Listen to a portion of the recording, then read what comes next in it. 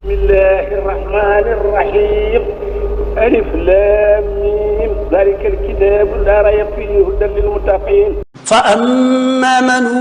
أوتي كتابه بيمينه فيقول هاؤم اقرءوا كتابيه إني ظننت أني ملاق حسابيه فهو في عيشة راضية في جنة عالية هنالك دعا زكرياء ربه قال رب هب لي من لدنك ذرية طيبة إنك سميع الدعاء. Décembre 2021 ci la Grand Prix international Cheikh Ahmadou Bamba Khadim Rasoul ñëwee woon ci Serigne Mountakha Bachir laaj ko ndigal ci liggéey bi nga xamante ni sumb nañ ko muy jonganteb alquran bi ñu dippee Cheikh Ahmadou Bamba Khadim Rasoul boobaak léegi nag Grand Prix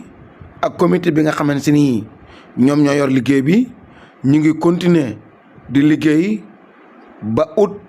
2022 tolloog dimanche ñaar fukki fan ak benn ci weeru août atum 2022 ci leen dellu siwaat ci sëriñ bi ni ko liggéey boobee nga xamante ni laajoon nañ la ci ndigal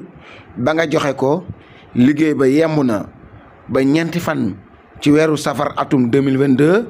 ci lañu war a joxe li nga xamante ni moom moo di gañaay li maanaam ñeenti fan ci weeru safar fële ca kër Serigne Touba ci Daaru Marnaan la ñuy xamalee ñan ñoo njëkk a gañe le Grand Prix international Cheikh Ahmadou Bamba Khadim Rasoul yile kàddu la comité bi yor liggéeyu Grand Prix xamal Serigne Mountakha Mbacké Bachir ci këram gi nekk ci Daaru Tanzil Serigne bi nag ginnaaw ba mu recevoir délégation bi ci njiital Serigne Jili Abdou Khadir Ñang ak Serigne Khady Jaxate ak mboolem ñi mu àndal rafetlu na liggéey bi yemu ca waaye ñaanal na leen ginnaaw ba mu ni leen dina leen boole kii di Serigne Cheikh Lappé kenn ci jëwrinam yu koy taxawul liggéey bi Serigne Mountakha nag rafetlu na baax a baax Grand Prix bi ni mu doxee décembre ba août 2022 Serigne bi nag ginnaaw ba mu leen ñaanalee yeewi na leen ci kanamu mbooloo mu baree bari ni ngeen ko xamee rek jaayante saar yi di continuer Serigne Mountakha jaayante na moom tamit la xalifa général des mourides yëkkati na 3 millions jox ko comité bi yor Grand Prix bi ngir ñu boole ko ci liggéey bi laataa muy nangu carnet bi ñu tënk liggéeyub la Grand Prix international